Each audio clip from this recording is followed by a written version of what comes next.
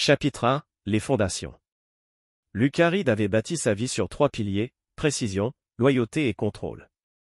À 35 ans, il était propriétaire de Reed Security Solutions, une société d'enquête privée et de protection personnelle au service de l'élite de Chicago. Ses clients lui confiaient leurs secrets les plus sombres, leur sécurité, leur vie. Ce qu'ils ignoraient, c'est que Lucas avait appris très tôt que la confiance était une arme à double tranchant. Ayant grandi dans les quartiers les plus difficiles de Détroit, Lucas avait vu sa mère cumuler 3 emplois pour subvenir à ses besoins après l'abandon de son père. Il avait appris que pour survivre, il fallait être plus intelligent, plus dur et plus impitoyable que les autres.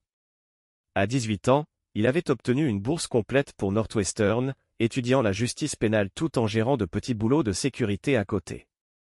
À 25 ans, il avait créé son entreprise à partir de rien. Victoria Manning avait été son plus grand triomphe, et il soupçonnait maintenant sa plus grande erreur. Ils s'étaient rencontrés lors d'un gala de charité 5 ans plus tôt. Elle, la fille du magnate de l'immobilier Robert Manning, belle et posée dans sa robe de soirée en soie. Lui, l'homme autodidacte dans son premier costume sur mesure, déterminé à prouver qu'il avait sa place dans son monde. Leur cours avait été rapide et intense. Victoria semblait enchantée par ses côtés bruts, ses histoires d'ascension depuis le néant. Il avait été enivré par sa grâce, ses relations, la façon dont elle lui donnait le sentiment d'être enfin arrivé. Trevor Walsh avait été son colocataire à l'université, son témoin, son associé à ses débuts, avant que Lucas ne le rachète. Trevor venait d'une vieille famille aisée de Chicago, du genre à murmurer plutôt qu'à crier, à ouvrir les portes par un coup de fil plutôt que par un chèque. Il avait présenté Lucas aux bonnes personnes, l'avait aidé à décrocher ses premiers contrats importants. Lorsque Trevor avait décidé que la sécurité privée n'était pas pour lui et s'était tourné vers le conseil, une profession volontairement vague qui semblait impliquer beaucoup de déjeuners coûteux et de parties de golf, Lucas avait été heureux d'acheter ses parts et de rester amis. Tous trois étaient inséparables. Trevor était le meilleur ami de Lucas, le charmant compagnon de Victoria lors des dîners quand Lucas était trop occupé par son travail. Lucas leur avait fait entièrement confiance. Il avait bâti son mariage sur cette confiance, partageant ses rêves, ses craintes, ses projets d'avenir. Victoria lui semblait parfaite. Elle gérait leur agenda social avec une précision militaire, organisait des dîners qui impressionnaient ses clients et parlait avec expertise d'art, de vin et de politique. Elle avait abandonné son emploi dans le marketing après leur mariage, prétextant vouloir se concentrer sur la carrière de Lucas et la construction de leur famille. Ils essayaient d'avoir des enfants depuis 2 ans, sans succès, ce qui frustrait de plus en plus Victoria. Lucas leur avait suggéré de consulter un spécialiste, mais Victoria avait toujours une excuse pour reporter. Avec le recul, Lucas réalisait qu'il avait été tellement concentré sur la construction de son empire qu'il avait manqué les signes. L'intérêt soudain de Victoria pour les cours de yoga qui duraient tard le soir. Son nouvel enthousiasme pour les week-ends au spa avec des amis dont les noms semblaient changer à chaque fois qu'elle les mentionnait. La façon dont Trevor avait commencé à passer quand Lucas était absent, prétextant qu'il prenait des nouvelles de Victoria ou récupérait quelque chose qu'il avait oublié. Lucas était resté aveugle à tout cela, car il avait commis l'erreur fatale de croire que la loyauté était réciproque. Il avait appris cette leçon de la manière la plus dure possible à l'hôpital du Sacré-Cœur, debout dans une salle d'attente stérile, tandis que les 2 personnes en qui il avait le plus confiance lui retournaient le couteau dans la plaie. Chapitre 2, la révélation. L'appel était arrivé à 2h47 du matin. Lucas se souvenait de l'heure exacte car il visionnait les images de sécurité d'un client, sa 4e tasse de café refroidissant tandis qu'il analysait les déplacements d'un espion présumé. Le numéro lui était inconnu, mais il répondait toujours. Dans son métier, les urgences n'avaient pas d'horaire d'ouverture. Monsieur Reed, ici l'ambulancier Martinez des pompiers de Chicago. Votre femme est dans un état critique. Vous devez vous rendre immédiatement à l'hôpital du Sacré-Cœur. Ces mots frappèrent Lucas comme un coup de poing. La tasse de café lui glissa des mains et se brisa sur le sol de son bureau tandis qu'il attrapait ses clés et courait. Pendant les 15 minutes de route à travers les rues désertes, son esprit explorait les possibilités. Accident de voiture, cambriolage, cambriolage. Chaque scénario le faisait appuyer plus fort sur l'accélérateur. Les urgences du Sacré-Cœur bourdonnaient d'un chaos contrôlé, même au petit matin. Lucas se précipita à la réception, le cœur battant la chamade. Victoria Reed, dit-il à bout de souffle. Ma femme, ils l'ont amenée. Chambre 7, dit l'infirmière sans lever les yeux. Au bout du couloir, tournez à gauche. Lucas suivit les indications, ses pas résonnant sur le sol ciré. Il entendait des voix à travers la porte entr'ouverte. Des voix familières qui le firent ralentir son approche. Elle ira bien. La voix de Trevor, douce et réconfortante. Je te le promets, Vic. Je ne laisserai rien t'arriver. J'aurais dû t'écouter. La voix de Victoria, faible mais audible. J'aurais dû être plus prudent. Si Lucas l'apprend, il ne le fera pas. Trevor l'interrompit. Le plan est toujours valable. Une fois que tu seras sorti, on fera comme si c'était lui qui avait fait ça. Ensuite, tout sera à nous. Lucas sentit le sang lui quitter le visage. Il se colla contre le mur devant la porte, cherchant à entendre la suite. Les pilules que tu m'as données, continua Victoria. Elles m'ont tellement rendu malade. Tu es sûr que ça ne se verra pas dans les analyses de sang? Ça aura disparu de ton organisme dans 12 heures, lui assura Trevor. Juste un léger malaise gastrique et une déshydratation. Rien qui suggère un empoisonnement, mais c'était suffisamment réaliste pour te faire admettre et commencer à monter notre dossier contre Lucas. Lucas serra les poings. Ils avaient tout mis en scène. Victoria s'était volontairement rendue malade pour créer des preuves contre lui.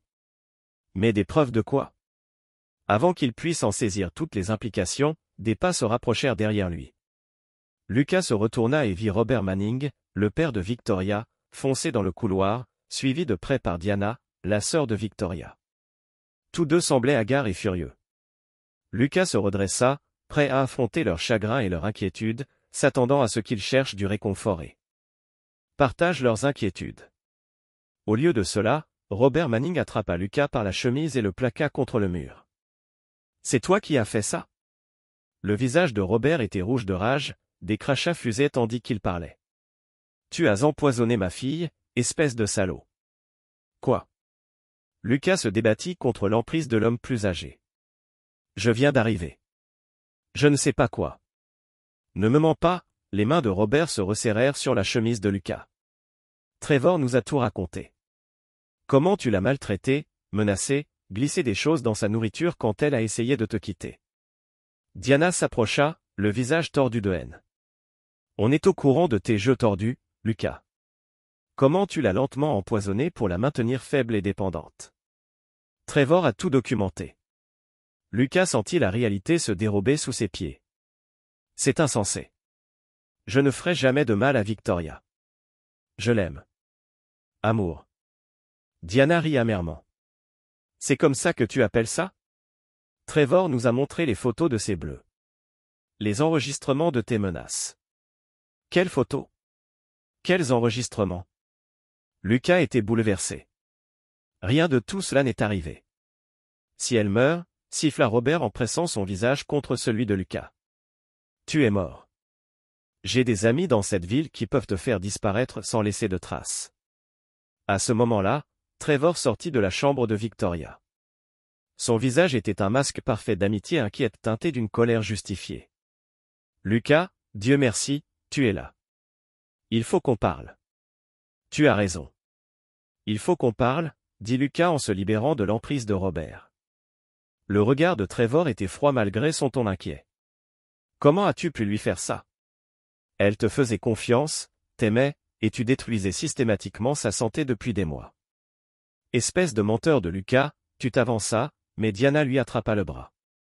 Ne vérifie pas son sac à main, siffla-t-elle avec urgence, sa poigne étonnamment forte. Quoi que tu cherches, ce n'est pas là. L'avertissement était si étrange, si précis qu'il figea net Lucas. Une lueur de peur, de culpabilité, brillait dans les yeux de Diana. Avant qu'il puisse l'analyser davantage, elle le relâcha et recula. « Je veux voir ma femme, » dit Lucas fermement. « La police arrive, » annonça Trevor. Ils vont interroger sur l'état de Victoria. Lucas sentit les murs se refermer sur lui. Quel que soit le jeu que Trevor et Victoria jouaient, ils avaient clairement tout préparé depuis un moment. Mais l'avertissement de Diana concernant le sac à main le harcelait. Pourquoi lui dirait-elle de ne pas regarder? J'ai besoin d'un instant, dit Lucas en les poussant jusqu'à la chambre de Victoria. Victoria était allongée dans son lit d'hôpital, 4 perfusions au bras, les moniteurs émettant des bips continus. Elle était pâle mais alerte, ses yeux suivant ses mouvements tandis qu'il s'approchait. Sur la table de chevet se trouvait son sac à main de créateur, le coûteux sac Prada en cuir noir qu'il lui avait offert pour leur anniversaire. « Lucas » murmura Victoria d'une voix prudemment faible. « Je suis vraiment désolé. Je voulais te le dire, mais j'avais peur. »« Peur de quoi ?» demanda Lucas en s'approchant du lit. « De ce que tu me fais, » dit-elle, les larmes aux yeux. « Je sais que tu as découvert pour Trevor et moi. Je sais que tu me punis depuis des mois. » Lucas fixait sa femme, celle avec qui il avait partagé son lit, ses rêves, ses comptes en banque pendant 3 ans. La femme qui mentait maintenant avec une sincérité si éprouvée qu'il doutait presque de ses propres souvenirs. Derrière lui, il entendait Trevor parler à Robert et Diana d'une voix basse et pressante. Il parlait de preuves, de protection de Victoria, de s'assurer que Lucas paie pour ce qu'il avait fait. Mais l'avertissement de Diana résonnait dans son esprit. Ne fouille pas dans son sac. Lucas tendit la main vers le sac. Non, murmura Victoria avec urgence, laissant retomber sa faiblesse l'espace d'un instant. S'il te plaît, Lucas, tu ne comprends pas, mais Lucas ouvrait déjà le sac, ses doigts se refermant sur quelque chose d'inattendu. Ni du maquillage, ni des pilules, ni des accessoires féminins. Sa main, Drew, tenait un petit enregistreur numérique dans une épaisse enveloppe en papier craft. L'écran de l'enregistreur affichait 47 fichiers enregistrés. L'enveloppe était étiquetée de la main de Victoria. Projet Lucas phase 3. Qu'est-ce que c'est ? Demanda Lucas à voix basse. Sa voix était d'un calme mortel. Le visage de Victoria devint blanc. Par la porte, Lucas put entendre la conversation de Trevor avec Robert Falté et remarqua ce que Lucas tenait. Lucas appuya sur « Play » pour le premier enregistrement. Sa propre voix emplit la pièce. Mais les mots étaient faux. Un assemblage de différentes conversations, éditées pour ressembler à des menaces. « Victoria, si jamais tu essaies de me quitter, je m'assurerai que tu le regrettes. Tu ne survivras pas sans moi. Je te détruirai avant de te laisser partir. » L'enveloppe contenait des photos, des images de Victoria avec des bleus que Lucas n'avait jamais vus auparavant, des dossiers médicaux montrant un schéma de violence conjugale inédit, et une chronologie détaillée des abus présumés survenus sur 18 mois. Au fond de l'enveloppe se trouvait un document qui glaça Lucas, une copie de son testament, qui léguait tout à Victoria, et une police d'assurance vie qu'il n'avait jamais signée, d'une valeur de 2 millions de dollars. Victoria étant l'unique bénéficiaire, Lucas leva les yeux et trouva Trevor debout dans l'embrasure de la porte, ne cherchant plus à cacher sa satisfaction. « Tu n'aurais pas dû regarder » dit Trevor doucement. « Mais je suppose que ça n'a plus d'importance maintenant. La police sera là dans 10 minutes et elle trouvera des preuves très convaincantes contre vous. » « Sauf que je n'ai rien fait de tout ça, » dit Lucas d'une voix toujours étrangement calme.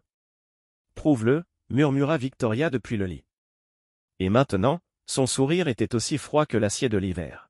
« Prouve que tu n'as pas lentement empoisonné ta femme pendant qu'elle rassemblait les preuves de tes abus. Prévoyant de la tuer pour l'argent de l'assurance et de faire passer ça pour un accident. » Lucas réalisa qu'il tenait la bourse qui contenait sa propre chute soigneusement préparée. Il préparait cela depuis des mois, peut-être plus longtemps. Chaque dispute, chaque conversation, chaque moment privé avait été enregistré et édité. Chaque bleu, chaque visite à l'hôpital, chaque preuve avait été fabriquée pour raconter une histoire qui se terminerait par son emprisonnement et leur enrichissement. Mais ils avaient commis une erreur cruciale. Ils avaient sous-estimé à qui ils avaient affaire. Lucas Reed avait bâti sa fortune en étant plus intelligent, plus dur et plus impitoyable que tous les autres. Et il venait de lui donner un cours magistral. Sur leur propre méthode. « Tu as raison, » dit-il finalement en rangeant l'enregistreur et l'enveloppe dans le sac. « Je ne peux pas prouver. Je n'ai rien fait. » Le sourire de Trevor s'élargit. Victoria se détendit légèrement contre ses oreillers. « Mais savez-vous ce que je peux prouver » poursuivit Lucas, la voix toujours posée. « Je peux vous prouver que vous allez tous les deux regretter cela plus que tout ce que vous avez fait dans votre vie. » La température dans la pièce sembla chuter de 10 degrés Celsius. Chapitre 3. Le bureau. Lucas sortit de l'hôpital Sacred Heart à 4h23, le sac sous le bras et un plan se dessinant dans sa tête. Derrière lui, il entendit Trevor l'appeler, exigeant qu'il rende les affaires de Victoria. Il les ignora tous, les cris, les menaces, les promesses de regret. Il avait du travail. Sa première visite fut son bureau. Reed Security Solutions occupait les 3 derniers étages d'un immeuble du centre-ville. Son équipement de pointe et ses capacités de surveillance rivalisaient avec celles des agences fédérales. Lucas avait passé des années à cultiver des relations avec des pirates informatiques, d'anciens agents de la CIA et des courtiers en information qui ne posaient aucune question tant que leur paiement était encaissé. À l'aube, Lucas était passé. Toutes les faveurs qu'il avait accumulées au cours de la dernière décennie.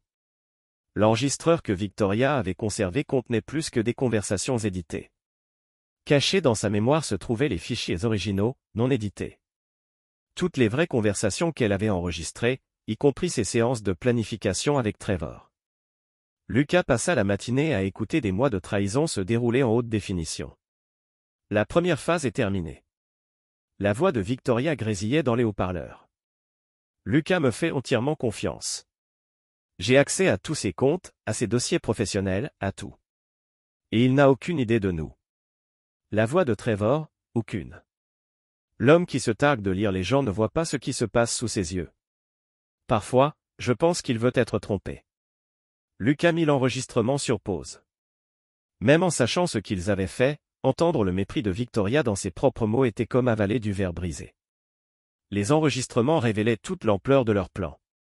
La première phase consistait à gagner sa confiance et à lui donner accès. La deuxième phase consistait à fabriquer des preuves d'abus tout en transférant lentement des actifs sur des comptes contrôlés par Victoria. La troisième phase était censée être une mise en scène de sa mort pour paraître comme un suicide après avoir été démasqué comme un mari violent ayant accidentellement empoisonné sa victime. Mais les enregistrements contenaient autre chose, les voix d'autres participants. Victoria et Trevor n'avaient pas travaillé seuls. La voix de Diana apparaissait dans plusieurs dossiers. La police d'assurance vie doit paraître plus ancienne. Pouvez-vous antidater les documents? Même la voix de Robert Manning. Assurez-vous qu'il y ait suffisamment de preuves pour convaincre la police. Je veux que ce salaud soit détruit. La belle famille de Lucas était impliquée dans le complot depuis le début. Toute la famille avait mis en scène son chagrin et sa rage à l'hôpital, suivant un scénario répété pendant des mois. À midi, Lucas avait dressé un tableau complet du complot. Victoria et Trevor entretenaient une liaison depuis 8 mois. Ils avaient utilisé l'expertise de Lucas en matière de sécurité contre lui, apprenant à fabriquer des preuves qui résisteraient à l'examen médico-légal. Ils avaient prévu d'hériter de son entreprise, de ses biens et de son assurance vie pendant qu'il croupirait en prison. Ou mieux encore, de se suicider une fois la vérité sur ses crimes révélés. Mais les informations seules ne suffisaient pas. Lucas avait besoin d'un moyen de pression, et vite. La police le rechercherait déjà, et une fois l'enquête lancée, les preuves fabriquées seraient difficiles à réfuter. Lucas appela pour la deuxième fois Tommy Restrepo, un ancien rangé de l'armée qui dirigeait désormais des opérations discrètes pour des clients qui avaient besoin de résoudre des problèmes sans paperasse. Tommy devait à Lucas plus de services qu'il ne pouvait en compter. J'ai besoin d'une surveillance sur 3 cibles, dit Lucas lorsque Tommy répondit. Une surveillance complète dès maintenant. À quel point? Je veux savoir ce qu'ils mangent au petit déjeuner, qui ils appellent, où ils vont, avec qui ils couchent, tout. Jusqu'à ce que je dise stop. Le silence de Tommy s'étira pendant plusieurs secondes. C'est personnel, n'est-ce pas? Budget illimité. Le troisième appel de Lucas fut adressé à Angela Ruiz, une experte comptable spécialisée dans la traque des biens cachés et la fraude financière. Si Victoria et Trevor avaient déplacé son argent, Angela le trouverait. J'ai besoin que tu démembres financièrement 3 personnes, lui dit Lucas. Compte bancaire, investissement, biens immobiliers, tout. Et j'ai besoin que cela se fasse discrètement. Comment discrètement? Invisiblement. Son quatrième appel fut adressé à Marcus Chin, un ancien procureur fédéral qui défendait désormais des affaires criminelles très médiatisées. Marcus avait aidé Lucas à surmonter plusieurs défis juridiques au fil des ans, en restant toujours dans les limites de l'éthique. Marcus, j'ai besoin de tout savoir sur la falsification de preuves, la manipulation audio et les poursuites pour fraude. Et j'ai besoin que tu commences à préparer ta défense pour des accusations qui n'ont pas encore été portées. De quel genre d'accusations s'agit-il? Tentative de meurtre, violence conjugale, fraude, des accusations que je n'ai pas commises, mais pour lesquelles on a passé des mois à me piéger.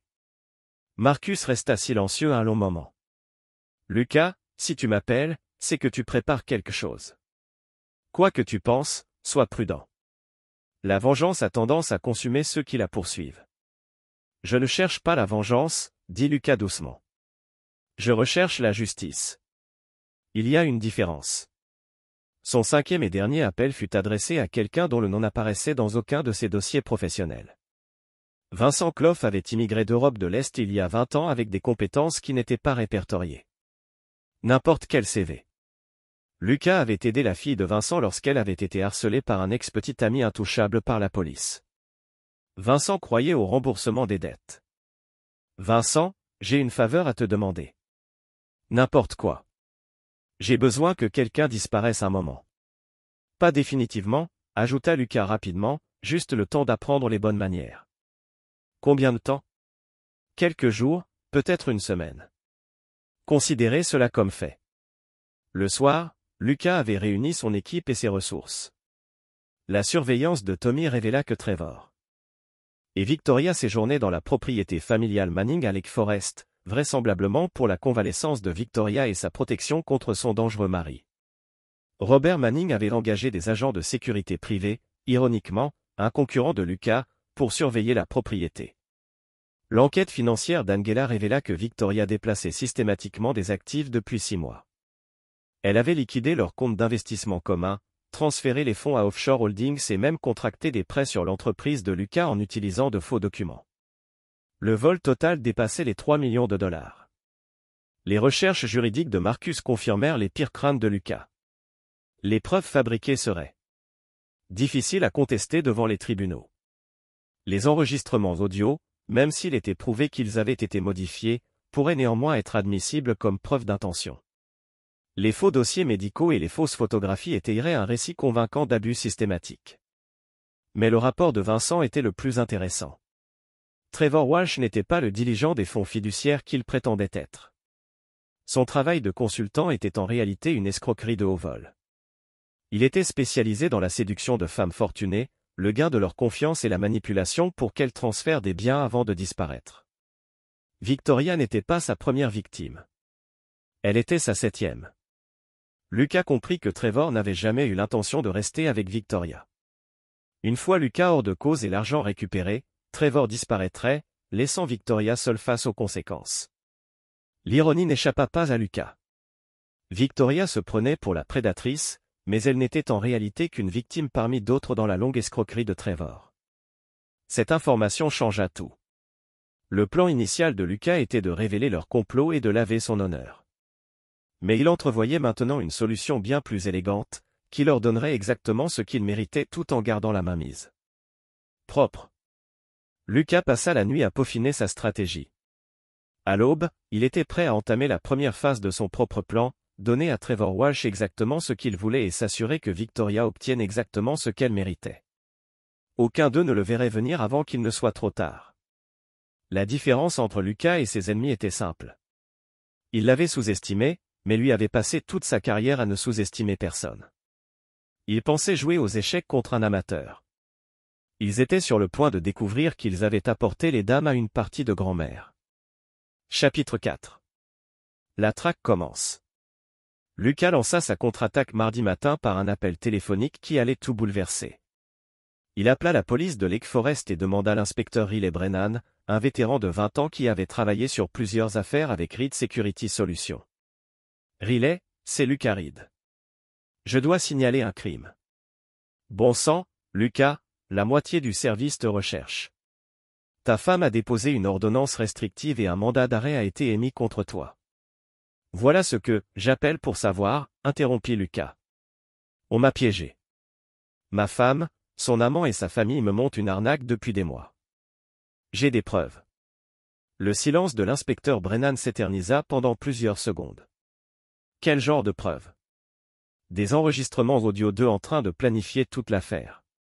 Des documents financiers attestant d'un vol de plus de 3 millions de dollars et la preuve que l'amant de Victoria a fait la même chose à au moins 6 autres femmes dans 3 États. Où es-tu, Lucas? En lieu sûr. Mais j'ai besoin que tu écoutes quelque chose avant de prendre une décision concernant ce mandat. Lucas passa 3 minutes des enregistrements les plus clairs. Victoria et Trevor discutaient de la façon de simuler son empoisonnement, de modifier les fichiers audio et de faire passer la mort de Lucas pour un suicide. Lorsque le son s'arrêta, l'inspecteur Brennan resta silencieux un long moment. « Putain !» murmura-t-il finalement. « Lucas, il s'agit d'un complot, d'une fraude, d'une tentative de meurtre. Si c'est vrai, c'est vrai. Et ce n'est pas tout. Trevor Walsh n'est pas celui qu'il prétend être. Son vrai nom est Trevor Kaczynski, et il est recherché pour des escroqueries similaires à Miami, Denver et Phoenix. Je t'envoie son dossier immédiatement. » Lucas a transmis les recherches de Vincent via une connexion sécurisée. La véritable identité de Trevor a révélé un comportement récurrent depuis 8 ans. Il ciblait des femmes mariées fortunées, les séduisait, les convainquait de trahir leur mari, volait leurs biens et disparaissait avant que les conséquences juridiques ne le rattrapent. La famille Manning n'est pas innocente non plus, poursuivit Lucas. Robert et Diana étaient au courant du plan depuis le début. Diana est celle qui a créé les faux dossiers médicaux. Elle travaille comme administratrice au Northwestern Memorial. Elle falsifie des documents depuis des mois. L'inspecteur Brennan assimila cette information. Lucas, même si tout cela est vrai, tu ne peux pas disparaître comme ça. Il existe des procédures. Elles ne fonctionnent pas lorsque les preuves ont été fabriquées à ce point, dit Lucas. Le temps que la vérité éclate par les voies officielles, ils auront disparu avec mon argent et m'auront laissé seul face à des accusations pour des crimes que je n'ai pas commis. Alors, que proposes-tu? Donne-moi 72 heures. Je te les remettrai avec suffisamment de preuves pour les Rangers, et je veillerai à ce que l'argent volé soit récupéré. Lucas, tu parles de justice d'autodéfense. Je parle de vraie justice. Celle qui résout vraiment le problème au lieu de se contenter de gérer des documents. L'inspecteur Brennan soupira lourdement. 72 heures. Mais si quelqu'un est blessé, personne ne sera blessé. Lucas mentit avec aisance. Je ne suis pas un tueur, Riley. Je suis un solutionneur de problèmes. Après avoir raccroché, Lucas activa la phase suivante de son plan. Chez Tommy. L'équipe de surveillance avait cartographié chaque mouvement au domaine Manning. Victoria et Trevor avaient des chambres séparées pour la forme, mais se retrouvaient tous les soirs au Pool House. Robert Manning partait chaque matin à 8 heures pour son bureau. Diana travaillait de jour à l'hôpital du mardi au vendredi. Plus important encore, Tommy avait identifié une faille dans leur sécurité. Les gardes se concentraient sur le maintien à l'écart, et non sur le maintien à l'intérieur. Ce soir-là, Lucas s'est posté dans les bois derrière la propriété Manning. Grâce à des lunettes de vision nocturne, il a observé Victoria et Trevor se retrouver au Pool House. Comme prévu, Tommy avait installé des dispositifs d'écoute dans tout le bâtiment ce matin-là, déguisés en maintenance de routine. Lucas a écouté leur conversation avec des écouteurs sans fil, enregistrant tout sur un matériel qui résisterait à un procès. La police a publié un communiqué aujourd'hui. Victoria disait, « Il recherche activement Lucas en lien avec mon empoisonnement. » Parfait, a répondu Trevor. Combien de temps avant de pouvoir accéder au reste des comptes? Encore une semaine, peut-être 2. Marcus Chin essaie de geler les avoirs, mais j'établis une procuration de moi. Il y a longtemps. Ça tiendra le coup. Et après ça, tu disparais comme prévu, et je joue la veuve endeuillée qui reconstruit sa vie après avoir découvert que son mari était un monstre. Lucas sourit sombrement. Il pensait toujours que leur plan fonctionnait. J'ai réfléchi, continua Trevor, et son ton attira l'attention de Lucas. Je devrais peut-être rester plus longtemps. Lucas a construit quelque chose de précieux avec cette société de sécurité. Avec 8 parties et toi aux commandes, on pourrait l'agrandir. L'utiliser pour nos prochaines opérations. Nos prochaines opérations? La voix de Victoria s'aigrit. Trevor, on était d'accord pour dire que c'était une aventure unique. Après ça, on s'en sort tous les deux indemnes. Les plans changent, mon cœur. Pourquoi se contenter de 3 millions quand on pourrait construire quelque chose qui en vaut 30? Lucas entendit la peur transparaître dans la voix de Victoria. Elle commençait à comprendre ce que Lucas savait déjà. Trevor était un prédateur et elle s'était faite sa proie. Je ne veux rien construire, dit Victoria fermement. Je veux que Lucas parte. Je veux l'argent et je veux recommencer ailleurs. Ce n'est plus vraiment ton choix. Dit Trevor. Et maintenant, sa voix était menaçante. Tu vois, tu es aussi impliqué que moi. Si je tombe, tu tombes avec moi, alors on fera les choses à ma façon. Lucas entendit Victoria inspirer brusquement. À cet instant, il comprit que son plan devait être ajusté. Victoria n'était plus une simple conspiratrice consentante. Elle devenait la prochaine victime de Trevor. Bien que Lucas n'ait aucune compassion pour sa situation, elle avait fait ses choix. Il pouvait utiliser sa peur à son avantage. La conversation continua pendant 20 minutes, Trevor devenant de plus en plus autoritaire et Victoria de plus en plus effrayée. Lorsqu'ils se séparèrent pour la nuit, Victoria semblait bouleversée tandis que Trevor semblait satisfait. Lucas attendit qu'ils soient tous les deux de retour à la maison principale avant d'activer la phase suivante de son plan. Il envoya un SMS à Victoria depuis un téléphone prépayé. « Retrouve-moi à l'ancienne carrière demain à minuit. Viens seul. Il faut qu'on parle, Lucas. » La carrière était une carrière de calcaire abandonnée à 24 km de la ville, un endroit où lui et Victoria ils étaient partis en randonnée au début de leur relation. L'endroit était isolé, privé et bénéficiait d'une excellente couverture réseau. Autant d'éléments dont Lucas avait besoin pour la suite. Il ne s'attendait pas à ce que Victoria vienne seule. En fait, il comptait sur elle pour amener Trevor et peut-être Robert Manning.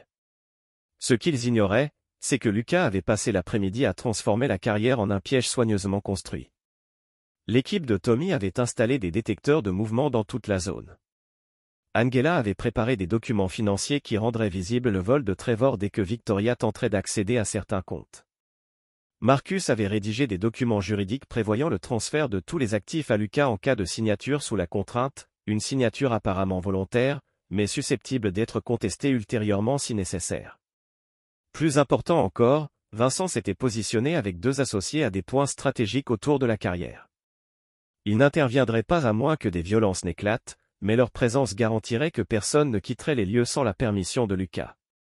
Lucas avait tiré les leçons des erreurs de son ennemi. Ils avaient tenté de le détruire par la tromperie et des preuves fabriquées. Mais Lucas comprenait que les pièges les plus efficaces étaient ceux qui utilisaient la force. Leur propre cupidité et leur peur.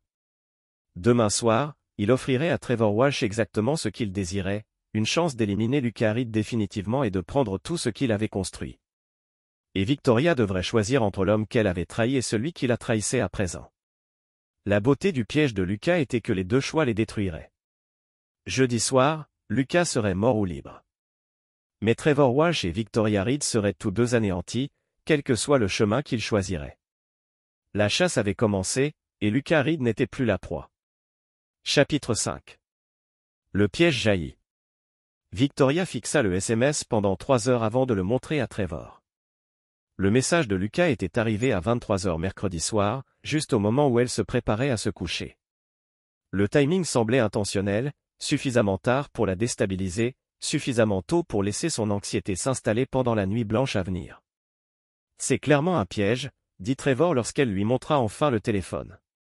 Ils étaient de nouveau dans le pool house, leur voix portant facilement jusqu'à « les micros cachés de Lucas ». « Bien sûr que c'est un piège », rétorqua Victoria. « La question est de savoir quel genre de piège, et si on peut le retourner contre lui. » Trevor sourit, et Victoria sentit un frisson la traverser. La semaine dernière, Trevor avait révélé des facettes de lui-même qui la faisaient douter de tout ce qu'elle pensait savoir de lui.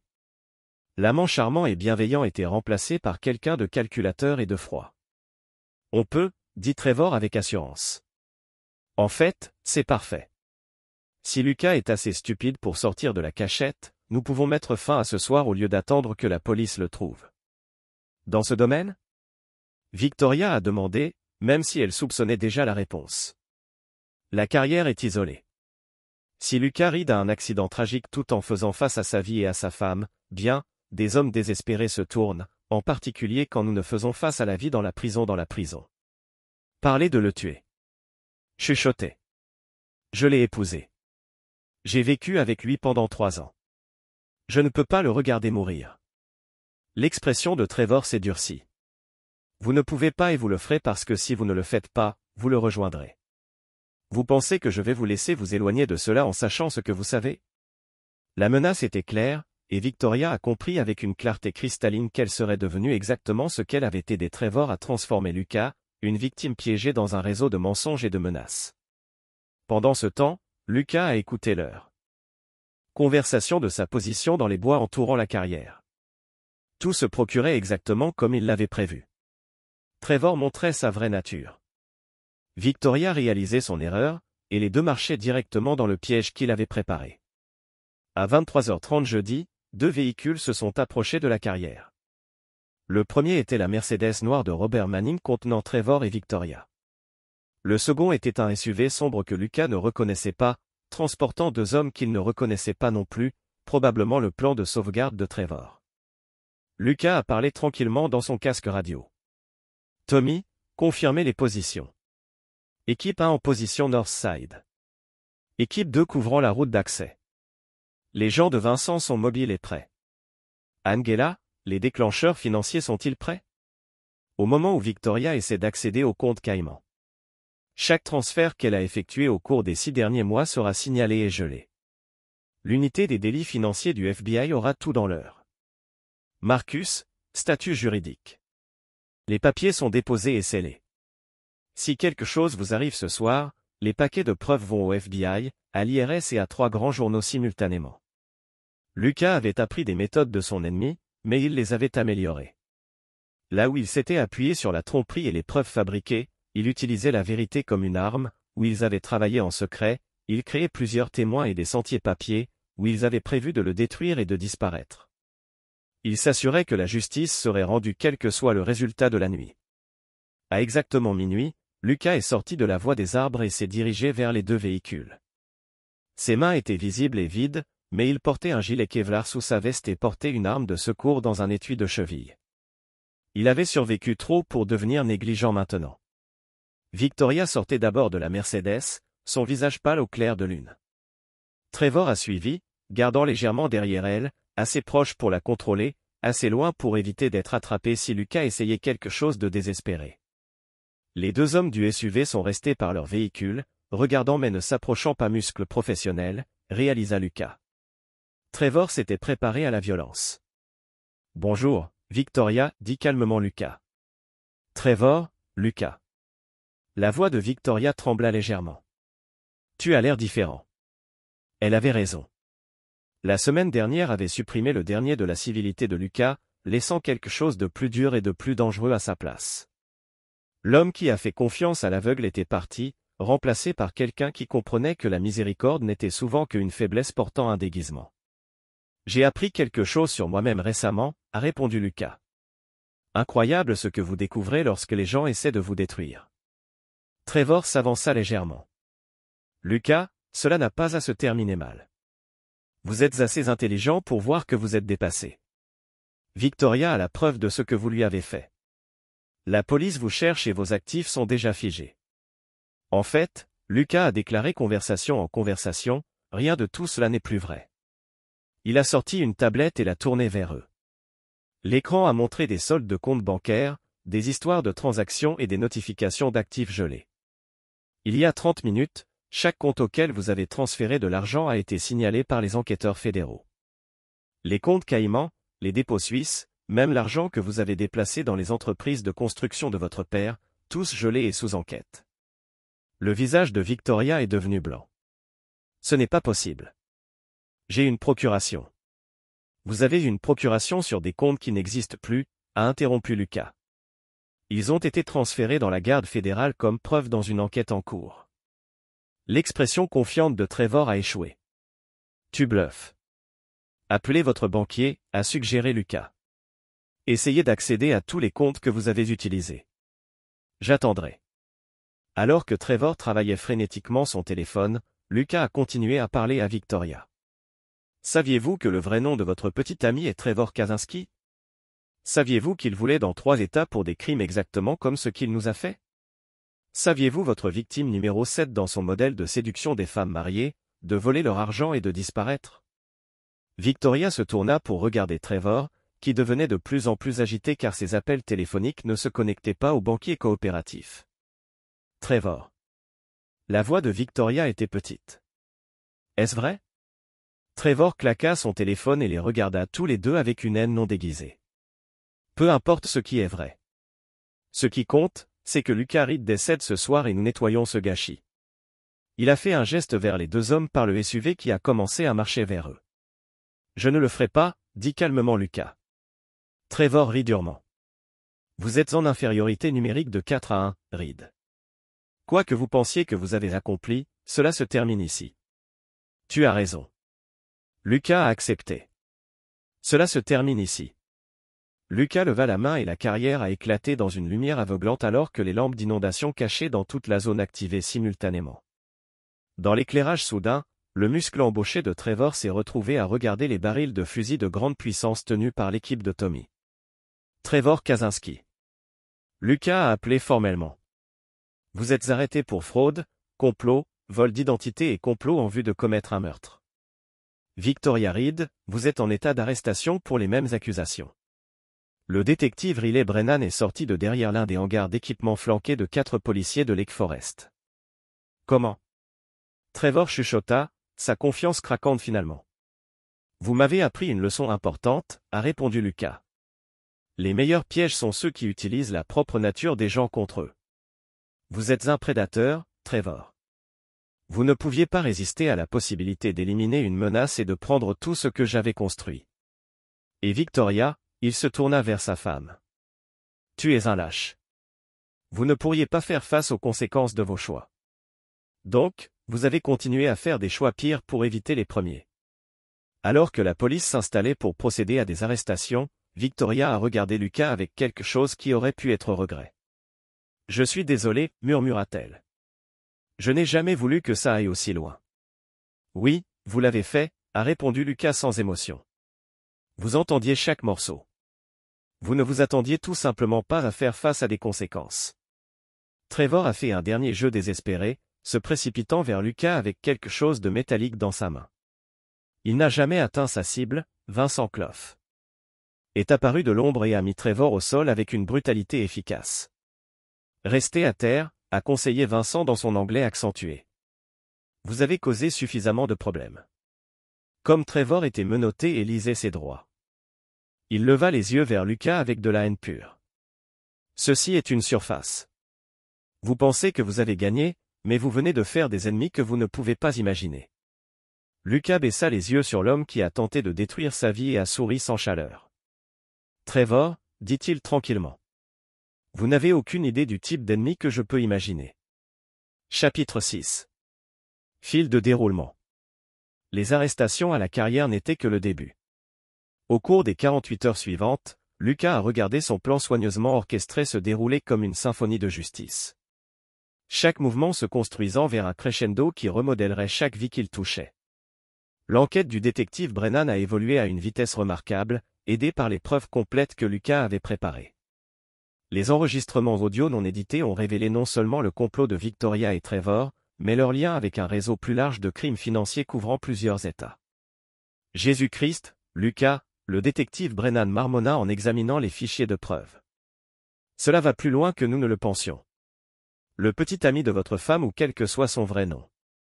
Il dirige ce con depuis des années. Nous avons des mandats qui viennent de Floride, du Colorado et de l'Arizona. Lucas hocha la tête grimaça.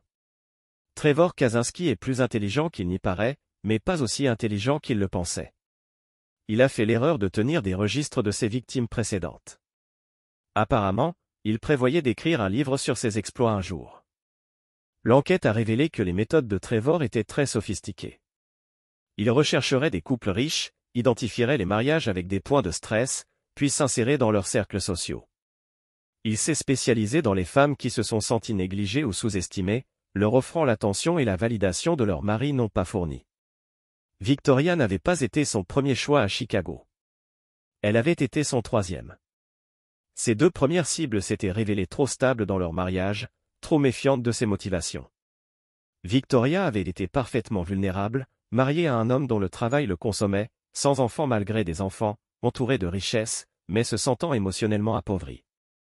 Le profil psychologique et le manuel. Le docteur Sarah Martinez, le psychologue consultant du FBI, a expliqué à Lucas.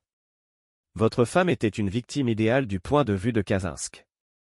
Intelligent pour exécuter des plans complexes, mais assez désespérément désespéré pour rationaliser la trahison de quelqu'un qu'elle prétendait aimer. Lucas n'a trouvé aucun réconfort à comprendre les motivations de Victoria. Le désespoir n'excuse pas la trahison et la solitude ne justifiait pas la tentative de meurtre. L'enquête financière s'est avérée encore plus préjudiciable aux conspirateurs. Ángela Ruiz avait tracé chaque dollar que Victoria avait volé. Mais plus important encore, elle a découvert la piste monétaire menant au précédent compte bancaire de Cannes de Trevor dans 7 noms différents, à la propriété dans 12 États et au portefeuille d'investissement d'une valeur de près de 15 millions de dollars, tous acquis par un vol systématique de la confiance des femmes qui pensaient qu'ils échappent à des mariages malheureux. Le motif est cohérent. Ángela a rapporté que Kaczynski cible les femmes dans des mariages où le mari réussit mais émotionnellement absent. Il les séduit, gagne leur confiance, les convainc de voler leur mari, puis disparaît avec l'argent pendant qu'ils font face aux conséquences juridiques. Qu'est-il arrivé aux autres femmes? Demanda Lucas, bien qu'il soupçonnait qu'il le savait déjà. 3 sont en prison, 2 se sont suicidés, 1 a déménagé au Costa Rica et vit sous un nom supposé. Aucun d'eux n'a jamais revu Trevor Kaczynski après avoir obtenu ce qu'il voulait. Lucas s'est rendu compte que le sort de Victoria aurait été identique, que leur plan contre lui ait réussi. Trevor n'avait jamais eu l'intention de partager un avenir avec elle. Elle avait été juste une autre marque de sa longue carrière de prédation. La découverte de la véritable identité et des antécédents criminels de Trevor a transformé l'affaire d'un différend domestique en une enquête fédérale. L'unité des délits financiers du FBI a repris l'accusation avec le détective Brennan en tant que liaison locale. Robert Manning et Diana Manning ont été arrêtés le 2e jour après la confrontation de Corey. La falsification des dossiers médicaux par Diana avait laissé un sentier numérique qui était impossible à cacher une fois que les enquêteurs savaient où chercher. L'implication de Robert dans le déménagement de l'argent volé par les comptes de son entreprise de construction a fait de lui un accessoire aux crimes fédéraux. Papa a essayé de nous protéger. Diana a sangloté lors de son interrogatoire. Selon le détective Brennan, Victoria nous a dit que Lucas la maltraitait, menaçant de la tuer. Nous pensions que nous lui sauvions la vie. Lucas n'a ressenti aucune sympathie pour les rationalisations de la famille Manning. Ils ont participé à une conspiration pour l'encadrer pour une tentative de meurtre sans prendre la peine de vérifier les affirmations de Victoria ou de demander une aide légitime. Leur volonté de croire le pire de lui a révélé plus sur leur caractère que le sien. Les preuves les plus dommageables proviennent des propres dossiers de Trevor. Dans son arrogance, il a méticuleusement documenté ses méthodes, créant des profils détaillés de chaque victime et des récits étape par étape de la façon dont il les avait manipulés. Le dossier de Victoria a été étiqueté sujet 7, l'épouse de l'expert en sécurité, et contenait des détails intimes de ses vulnérabilités psychologiques et de ses préférences sexuelles.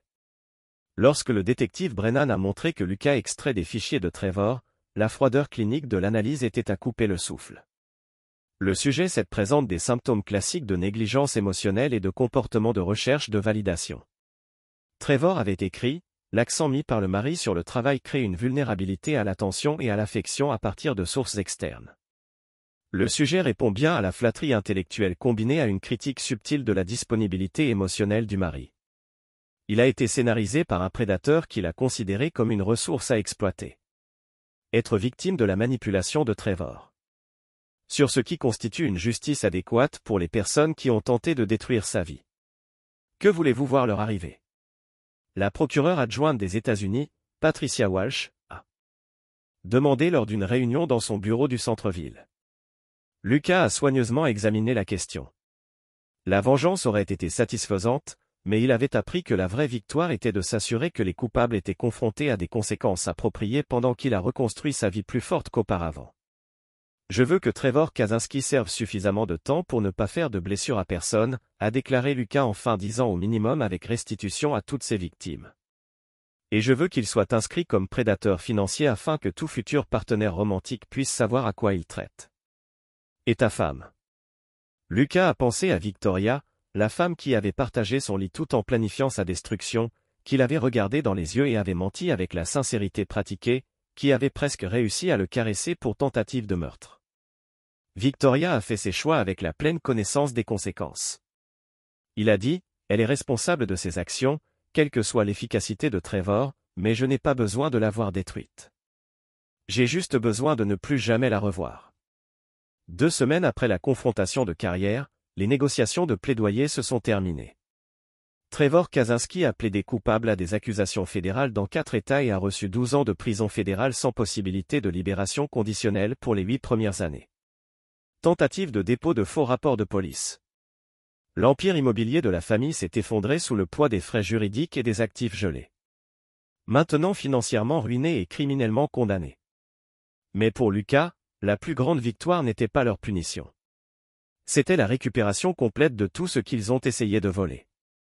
Son argent, sa réputation, son entreprise et sa liberté étaient tous intacts. Plus important encore, il a appris exactement ce dont il était capable lorsqu'il a poussé à ses limites. Debout dans son bureau un vendredi soir 3 semaines après les arrestations, Lucas a regardé l'horizon de Chicago et a réfléchi aux leçons du mois dernier. Il était entré dans cette épreuve en tant qu'homme de confiance qui croyait que la loyauté était réciproque. Il terminait comme quelqu'un qui comprenait que la confiance devait être gagnée en continu et que la miséricorde était un luxe qu'il ne pouvait plus se permettre. Lucas Reed avait survécu à leur piège et l'avait tourné contre eux. Il était maintenant temps de construire quelque chose de nouveau à partir des cendres de son ancienne vie. Quelque chose de plus difficile, de plus intelligent et tout à fait impitoyable pour ceux qui le trahiraient. L'homme qui avait presque été détruit avait disparu. À sa place se tenait quelqu'un qui ne ferait plus jamais l'erreur de sous-estimer la cupidité humaine ou de surestimer la loyauté humaine. Chapitre 7. Le calcul. 6 mois après les arrestations, Lucas se tenait dans le palais de justice fédérale, regardant Trevor Kaczynski recevoir sa peine. 12 ans avaient semblé adéquats lorsqu'il était négocié comme un accord de plaidoyer. L'entendre prononcer devant un tribunal ouvert avait l'impression que la victoire était justifiée. Trevor avait vieilli visiblement pendant son séjour en garde à vue. Le charme confiant qui avait séduit cette femme et a presque détruit la vie de Lucas avait disparu, remplacé par le look creux d'un prédateur dépouillé de son terrain de chasse. Quand il jeta un coup d'œil à Lucas dans la galerie, ses yeux ne tenaient que de la haine et la connaissance amère de la défaite. La condamnation de Victoria avait eu lieu 2 semaines plus tôt. Lucas avait également assisté à cette audience, non pas par affection persistante, mais pour assurer la fermeture. Elle avait l'air plus petite d'une manière ou d'une autre, diminuée par le poids de ses choix et la réalité de leurs conséquences. Son avocat avait plaidé pour la clémence en fonction de la manipulation de Trevor, mais le juge n'avait pas été impressionné. Madame Reed. Le juge Harrison avait déclaré lors de la condamnation, « Vous n'étiez pas un adolescent naïf séduit par un homme plus âgé en douceur. Vous étiez une femme adulte qui a choisi de trahir la confiance de votre mari, de voler son argent et de tenter de l'encadrer pour une tentative de meurtre. Le statut de votre victime en ce qui concerne M. Kaczynski n'efface pas le statut de votre auteur en ce qui concerne votre mari. 3 ans dans la prison fédérale, Victoria purgerait au moins 30 mois avant d'être éligible à une libération supervisée. Lucas n'a ressenti aucune satisfaction dans sa punition, seulement un soulagement que le chapitre ait finalement été fermé. Mais la condamnation de Trevor a apporté une émotion différente. L'admiration professionnelle pour un système qui, lorsqu'elle est correctement motivée, pourrait rendre une véritable justice. Alors que Trevor était emmené dans des manilles, il a retiré une dernière fois. « Ce n'est pas fini, Reed, cria-t-il, sa voix portant la salle d'audience. Vous pensez que vous avez gagné, mais tout ce que vous avez fait est de faire un ennemi qui n'a plus rien à perdre. » Lucas sourit froidement et parlait juste assez fort pour que Trevor entende. « Vous aviez tout à perdre quand vous avez commencé cela. Maintenant, vous savez à quoi ressemblait rien. » Les marches du palais de justice étaient bondées de journalistes dessinés par la nature sensationnelle de l'affaire. Lucas a ignoré leurs questions criées et s'est dirigé vers sa voiture où Tommy Restrepo attendait. « Vous vous sentez mieux ?» demanda Tommy en s'éloignant du palais de justice. « Je me sens terminé, Lucas a répondu. Pour la première fois en 6 mois, je peux me concentrer sur autre chose que de garantir la justice. Le dernier semestre avait été transformateur pour Lucas d'une manière qui allait bien au-delà de la résolution du complot contre lui. Reed Security Solutions avait non seulement survécu au scandale, mais avait prospéré à cause de cela. L'attention des médias entourant son cas avait démontré ses capacités d'investigation de la manière la plus dramatique possible, et de nouveaux clients avaient inondé ses services. Plus important encore, l'expérience avait affiné la compréhension de Lucas de la nature humaine et avait aiguisé son instinct pour détecter la tromperie. Il avait reconstruit les procédures de son entreprise avec une sagesse durement gagnée sur les profondeurs de la trahison dont les gens étaient capables. Un mot de la famille Manning ? demanda Tommy. Robert sort en 8 mois, a répondu Lucas. Diana a déjà été libérée dans une maison de transition. La famille s'est cassée, l'entreprise est partie et leur réputation est détruite. Ils ont obtenu exactement ce qu'ils ont gagné. Tommy le regarda curieusement. Vous ne semblez pas satisfait. Je ne cherche pas la satisfaction, a déclaré Lucas. Je cherchais une résolution. Il y a une différence. La différence était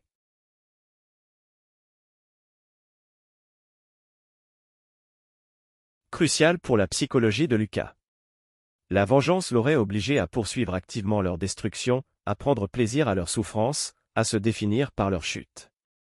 La résolution l'a simplement obligé à s'assurer que la justice a été rendue, puis aller de l'avant avec sa vie. Lucas avait choisi la résolution parce que la vengeance aurait fait de lui le genre de personne qui s'est défini par les échecs de son ennemi plutôt que ses propres succès. Il avait vu trop de gens consommés par le besoin de vengeance, leur vie devenant des monuments pour les personnes qui leur avaient fait du tort. Ce soir-là, Lucas est retourné dans l'appartement du Pentouse qu'il avait acheté après avoir vendu la maison qu'il avait partagée avec Victoria. La vieille maison tenait trop de souvenirs de tromperie.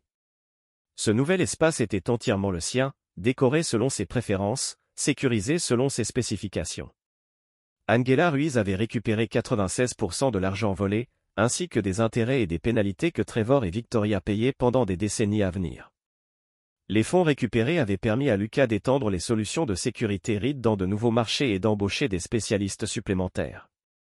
Vincent Clough avait accepté un poste permanent en tant que chef de la sécurité de Lucas, apportant avec lui une équipe d'anciens agents militaires et de renseignement qui partageaient sa philosophie selon laquelle la meilleure défense était une préparation approfondie pour une infraction écrasante. Marcus Chin avait restructuré les affaires juridiques de Lucas pour empêcher l'exploitation future, créant plusieurs couches de protection autour de ses actifs et des intérêts commerciaux. Les nouveaux arrangements étaient si complets que même un conjoint légitime aurait du mal à accéder à la richesse de Lucas sans son consentement explicite. Les changements n'étaient pas seulement pratiques, ils étaient psychologiques. Lucas avait évolué à partir d'un homme qui avait confiance jusqu'à ce que la raison ne soit pas en raison de quelqu'un qui avait besoin d'une preuve de fiabilité avant de prolonger même la confiance fondamentale. La transformation l'avait rendu plus efficace dans les affaires mais moins accessible dans les relations personnelles. Lucas était à l'aise avec ce compromis. Il avait appris que son ouverture précédente avait été un luxe qu'il ne pouvait plus se permettre. La confiance était maintenant quelque chose à gagner au fil du temps grâce à des actions cohérentes, non accordées librement en fonction des mots et des apparences. Alors qu'il examinait les rapports des affaires de la journée, Lucas le téléphone sécurisé a sonné. L'identifiant de l'appelant a montré le numéro du détective Brennan. « Lucas, nous devons parler. Pouvez-vous venir à la gare ? » De quoi s'agit-il ? Trevor Kaczynski. Il a fait des appels de prison. Nous pensons qu'il essaie d'organiser quelque chose. Lucas sentit une froideur familière s'installer sur lui. Quel genre de quelque chose ? Le genre qui implique que vous n'êtes pas là pour profiter de votre victoire. Lucas a été silencieux pendant plusieurs secondes, traitant les implications. Je serai là dans 20 minutes. Au poste de police, le détective Brennan a exposé la situation avec une franchise caractéristique. Les moniteurs fédéraux avaient intercepté plusieurs appels téléphoniques entre Trevor et les associés qui ne faisaient pas partie de son complot d'origine. Les personnes ayant des liens criminels qui s'étendaient bien au-delà de la fraude financière. Les conversations sont codées, a expliqué le détective Brennan. Mais le sens est assez clair. Trevor utilise quel argent il peut encore accéder pour embaucher des personnes spécialisées dans les solutions permanentes aux problèmes. Tueur professionnel, a déclaré Lucas catégoriquement. C'est notre évaluation. Le FBI prend cela au sérieux. Il recommande un témoin protection. Lucas a presque ri de la suggestion. Riley, je ne me cache pas de Trevor Kaczynski ou de toute personne qu'il peut embaucher. S'il veut dégénérer cela au-delà du système juridique, nous le gérerons en dehors du système juridique. Lucas, il ne s'agit pas de fierté. Ces personnes sont des professionnels dangereux. Moi aussi, Lucas a répondu calmement. Et j'ai des avantages que Trevor ne le fait pas, comme je sais que cela arrive. J'ai des ressources qu'il n'a pas. Et j'ai des amis qui sont beaucoup plus dangereux que quiconque qu'il peut se permettre d'embaucher. Le détective Brennan a étudié l'expression de Lucas et a apparemment décidé de ne pas discuter davantage. Soyez juste prudent. Trevor n'a plus rien à perdre, ce qui le rend plus dangereux que lorsqu'il était juste gourmand. Alors que Lucas quittait le poste de police, il a appelé Vincent Koff. Vincent, nous avons un problème. Dans quelle mesure? Trevor essaie d'embaucher des professionnels pour résoudre son problème de Lucas en permanence. Vincent était silencieux pendant plusieurs secondes. Je vois. Quelles sont vos instructions? Protocole de protection complet à partir de ce soir.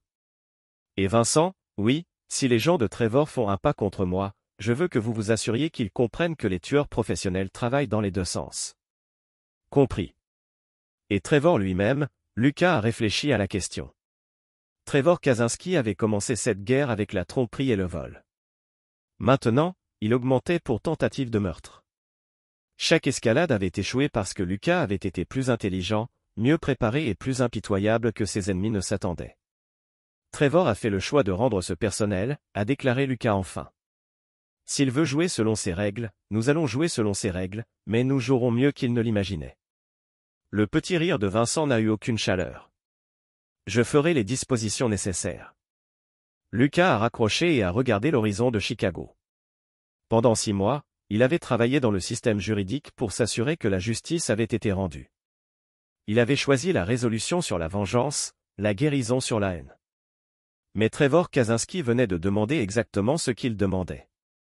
La différence était que Lucas avait passé toute sa carrière à se préparer pour les guerres, tandis que Trevor avait passé sa carrière à s'attaquer aux victimes qui ne riposteraient pas. Trevor était sur le point de découvrir que Lucas Reed était la victime de personne.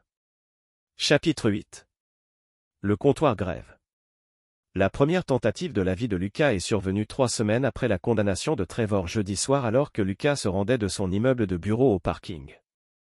Exécution professionnelle, un tireur d'élite positionné sur un toit à 4 pâtés de maison à l'aide d'un fusil de grande puissance avec une portée sophistiquée. Le tir n'est jamais venu. L'équipe de sécurité de Vincent avait identifié la menace 6 heures plus tôt grâce à la surveillance électronique des bâtiments à proximité et des points d'accès sur le toit. Lorsque le tireur d'élite a pris sa position, il s'est retrouvé à regarder les barils de 3 coussinets de tireurs d'élite qui l'attendaient. L'assassin potentiel a été nommé Carlos Mandé, un ancien garde forestier de l'armée devenu mercenaire avec une réputation d'élimination propre et de distanciation longue. Sous l'interrogatoire par des agents fédéraux, il a admis avoir été contracté par le biais d'intermédiaires liés à Trevor Kaczynski. Kaczynski utilise des connexions en prison pour coordonner cela. L'agent du FBI, Patricia Vuloff, a expliqué à Lucas lors d'un briefing le lendemain. Nous avons identifié au moins 2 autres contrats en suspens contre vous. Lucas a écouté impassiblement. Que faites-vous à ce sujet? Nous travaillons avec des responsables de la prison pour limiter les communications de Kaczynski et identifier ses contacts, mais le système a des limites. Je ne le fais pas, interrompit Lucas. L'agent Vuloff a étudié attentivement son expression. Monsieur Reed, j'espère que vous n'envisagez pas de prendre les choses en main. La justice vigilante n'est pas du tout la justice. Lucas a terminé. C'est la légitime défense. La deuxième tentative est survenue 5 jours plus tard. L'équipe de Vincent a intercepté des renseignements sur une voiture en préparation dans un garage du Sud. L'appareil était des explosifs sophistiqués de qualité militaire avec un détonateur éloigné conçu pour éliminer Lucas et toute personne à moins de 50 pieds de son véhicule. Plutôt que de simplement désactiver la bombe, Vincent a orchestré une réponse plus éducative. L'appareil a été soigneusement déplacé dans un entrepôt abandonné où il a été explosé en pleine vue de l'homme qui l'avait construit. Regardez sa création détruire un bâtiment vide au lieu de son objectif prévu a fourni à Anthony Torino un message clair sur la futilité d'accepter les contrats contre Lucas Reed. Le message est reçu. La sécurité est meilleure que vos achats, mais parce que cette situation devient inefficace. Inefficace. Comment? Chaque assassin que vous envoyez contre moi doit être traité définitivement. Chaque intermédiaire qui vous aide à coordonner ces attaques devient un risque pour la sécurité qui doit être éliminée. Vous me forcez à tuer des gens qui, autrement, mèneraient une vie normale et productive de criminels. Trevor plissa les yeux. Vous n'êtes pas un tueur, Reed. Vous l'avez prouvé à la carrière en appelant la police au lieu de me tirer une balle dans la tête. Il y a 6 mois, vous auriez eu raison. Lucas était d'accord. Mais les circonstances changent les gens. Vous avez fait de moi quelqu'un prêt à tout pour protéger ce qui m'appartient. Pour prouver ses dires, Lucas glissa une tablette sur la petite étagère sous la pétition en verre. L'écran montrait une vidéo de surveillance d'un homme que Trevor reconnaîtrait, Marcus Delroy, l'intermédiaire qui avait coordonné le contrat d'assassinat depuis un bar de la Nouvelle-Orléans. La vidéo montrait Delacroix entrant dans le bar mardi soir. Elle ne le montrait pas en sortant. Marcus a eu un accident, dit Lucas doucement. Fuite de monoxyde de carbone dans son appartement. Une tragédie. La police a trouvé des preuves de vos contrats d'assassinat dans ces dossiers, ainsi que les noms et coordonnées de plusieurs autres personnes de votre réseau. Trevor pâlit. Vous mentez. Lucas passa à une autre vidéo. Celle-ci montrait Anthony Torino, le fabricant de bombes, dans ce qui semblait être un lit d'hôpital. La majeure partie de son corps était enveloppée de bandages.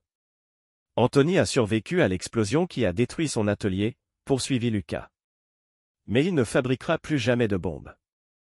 Les brûlures étaient assez importantes. Il a décidé de se retirer du commerce des explosifs et a fourni aux enquêteurs fédéraux des informations détaillées sur tous ceux qui l'ont engagé. Une troisième vidéo montrait Carlos Mandé dans ce qui était manifestement une morgue, une étiquette d'orteil visible sur son pied. Carlos a résisté à l'interrogatoire, expliqua Lucas. Apparemment, il a tenté de s'échapper d'une prison fédérale et a été abattu pendant sa fuite. Ce genre de choses arrive quand on fait de mauvais choix de contrat. Trevor resta silencieux, stupéfait, comprenant enfin l'ampleur de son erreur de calcul. Il avait supposé que Lucas resterait limité par des limites légales et morales. Au lieu de cela, Lucas avait simplement élargi sa définition des réponses appropriées. Maintenant, continua Lucas, nous en arrivons à la question de l'efficacité. Je peux continuer à tuer tous ceux que vous engagez pour me tuer, mais c'est du gaspillage et une perte de temps. Ou nous pouvons nous attaquer à la cause profonde du problème, c'est-à-dire vous. Trevor sentit la sueur perler sur son front malgré la température fraîche du parloir. Que proposez-vous? Vous avez deux choix, dit Lucas. Premier choix, vous continuez à essayer de me faire tuer. En réponse, j'éliminerai systématiquement tous les membres de votre réseau jusqu'à ce que vous soyez à court de contact. Ensuite, je ferai en sorte que vous ayez un malheureux accident en prison. Les détenus qui s'en prennent aux citoyens respectueux des lois sont parfois confrontés à une justice brutale de la part de leurs codétenus. Trevor resta bouche bée.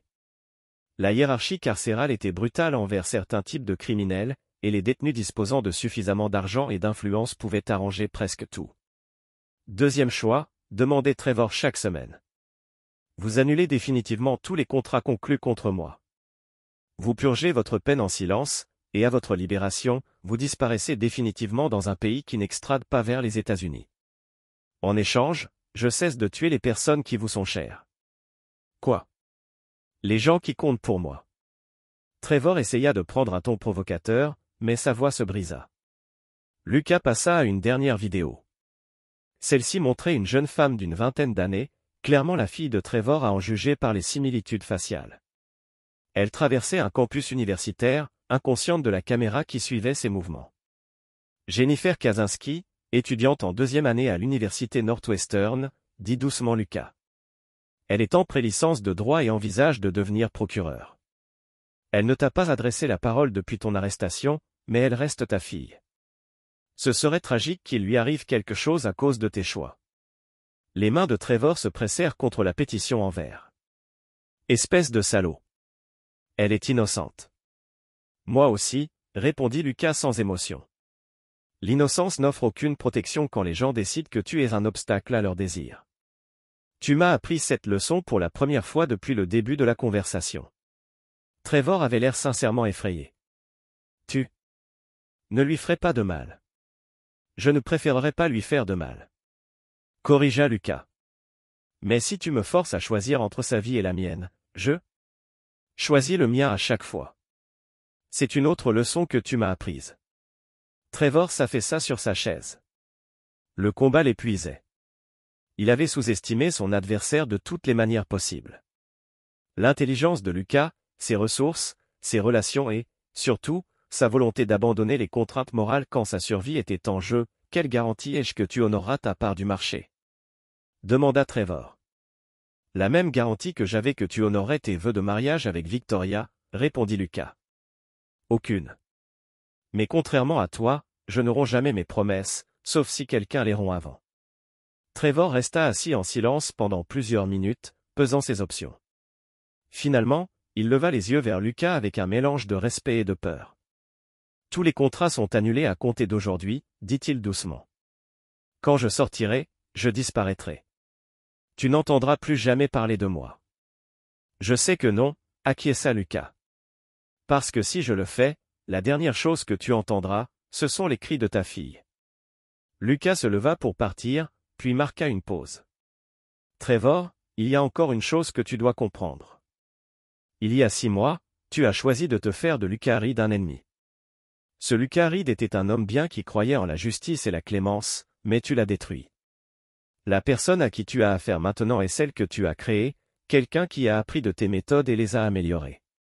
Trevor leva les yeux vers son ancienne victime avec une horreur naissante. Que ai-je fait? Tu as gagné, dit doucement Lucas. Tu voulais me changer, et tu as parfaitement réussi. Le Lucas Reed qui faisait une confiance aveugle et pardonnait facilement a disparu à jamais. À sa place se trouve quelqu'un de plus dur, plus intelligent et infiniment plus dangereux que tu ne l'aurais jamais imaginé. Félicitations, Trevor. Tu as créé exactement l'ennemi que tu méritais. En sortant de prison, laissant Trevor méditer sur les conséquences de ses choix, Lucas ne ressentit aucune satisfaction. Ni regret. Il ressentait seulement la froide certitude qu'il ne serait plus jamais la victime de qui que ce soit.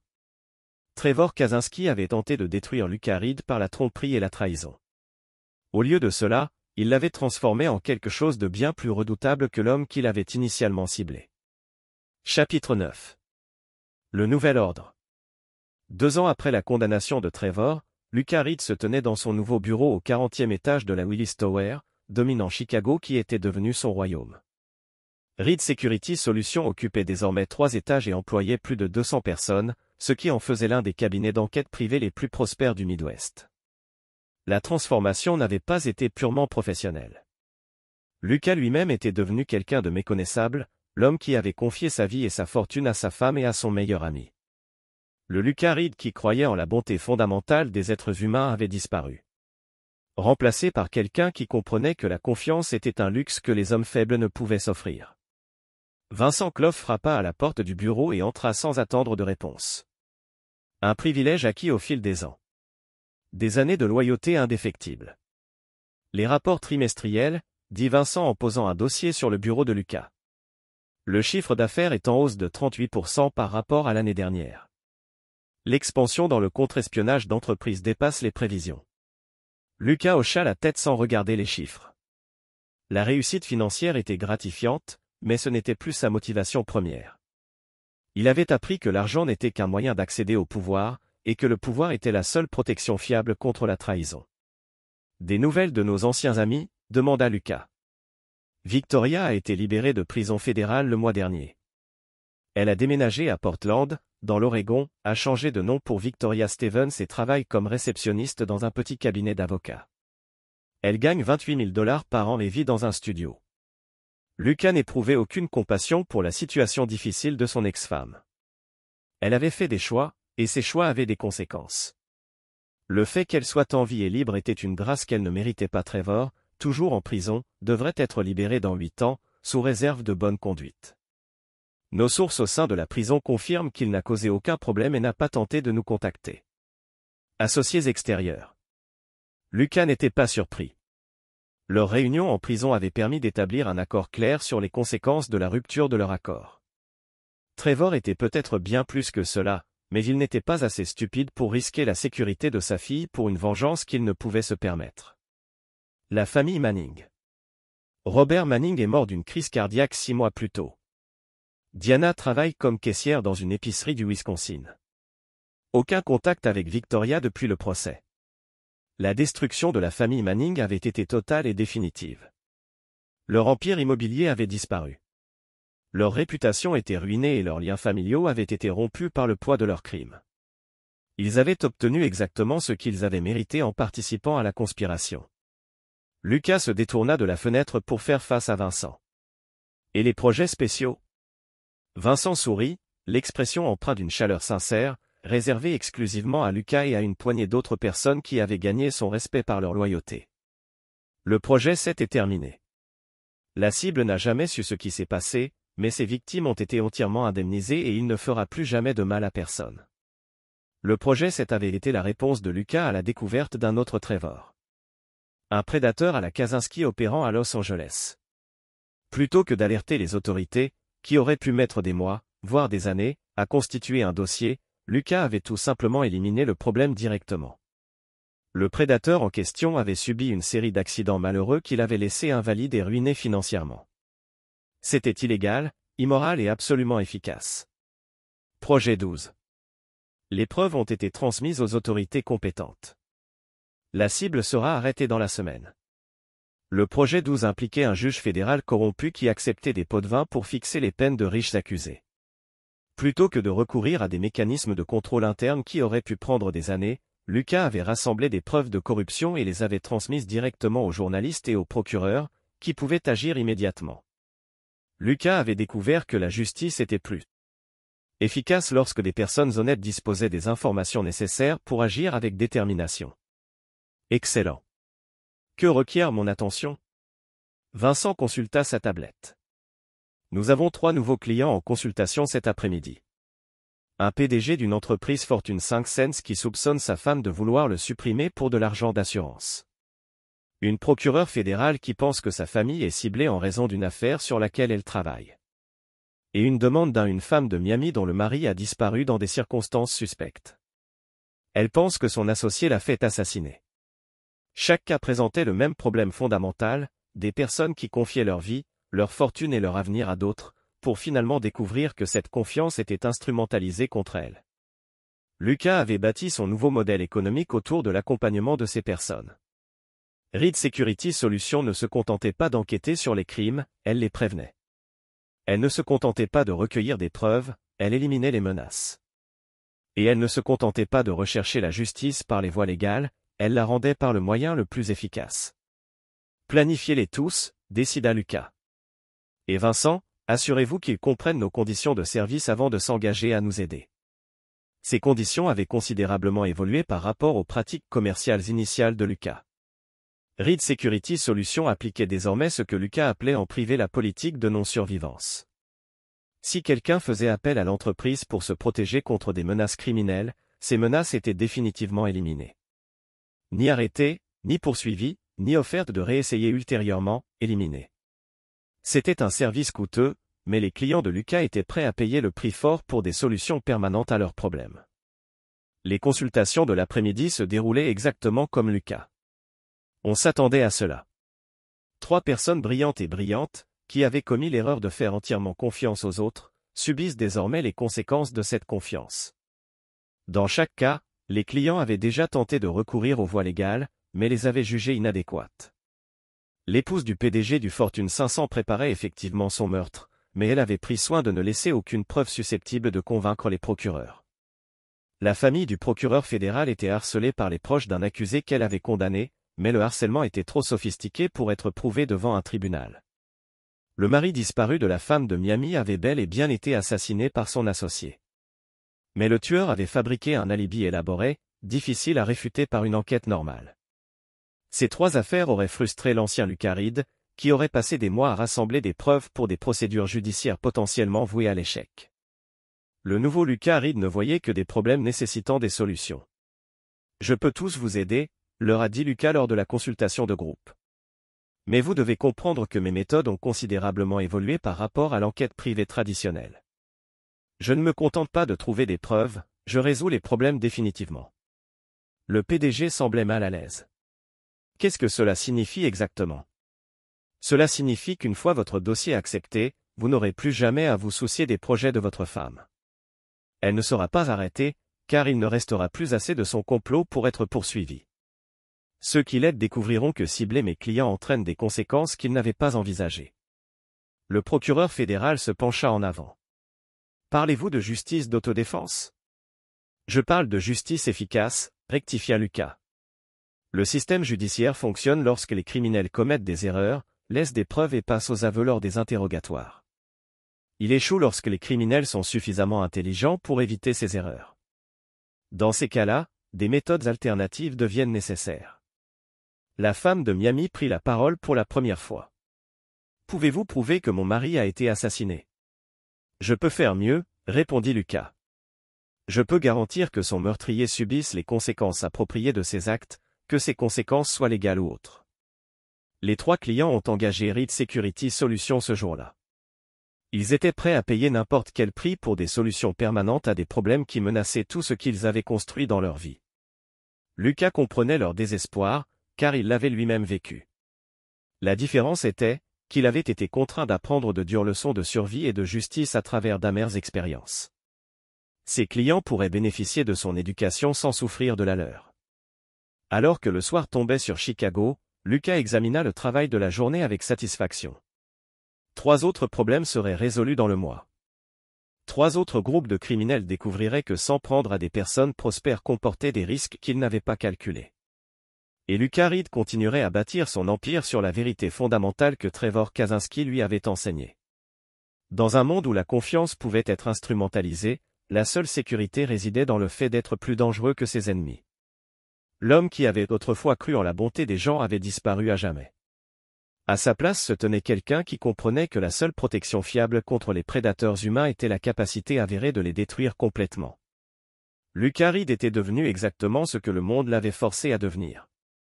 Un homme qui ne pardonnait jamais, n'oubliait jamais et ne commettait plus jamais l'erreur de faire confiance à quelqu'un qui ne l'avait pas mérité au fil des années de loyauté. Victoria, Trevor et la famille Manning avaient voulu changer sa vie. Ils avaient réussi au-delà de leur pire cauchemar. Le porte-monnaie qui avait révélé leur complot avait tout changé, comme prévu. Mais au lieu de détruire Lucas Reed, il l'avait transformé en quelqu'un de bien plus dangereux qu'il ne l'aurait jamais imaginé. Et dans une ville peuplée de gens qui confiaient leur vie et leur fortune aux mauvaises personnes, Lucas Reed avait trouvé sa véritable vocation, faire en sorte que les prédateurs subissent des conséquences que la société civilisée était trop faible pour leur infliger. La justice, comme Lucas l'avait appris, était trop importante pour la laisser aux mains du système judiciaire. C'est ici que notre histoire s'achève.